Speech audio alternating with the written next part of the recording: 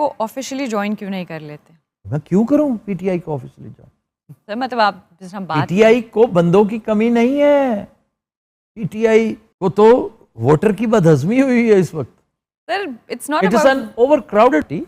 बाकी मेरी हमदर्दियां, मेरा मशवरा, मेरी नेक ख्वाहिशात वो मेरे कप्तान के साथ है, मेरा लीडर है वो। सर वो बेसिक की बात उसको हो डे टू डे बेसिस पे तो सर वो अमल भी करते हैं या कोई नहीं? किसी पे कर लेते हैं, किसी पे नहीं करते, और ये है जाहिर है, और वो चीज़ों को जानते भी ज़्यादा हैं।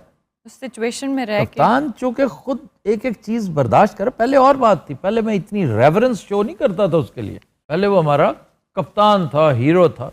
अब लीडर, अब वो लीडर है, लीडर ऐसा कि दिलो जान उस पर फिदा। मैं पहले उस पर जान फिदा नहीं करता था, अब जानो दिल उसके नाम है। वाह। अब खुद बताइए कि इसके बाद ये सानवी नहीं हो जाती कि मैं पार्टी ज्वाइन करता हूं कि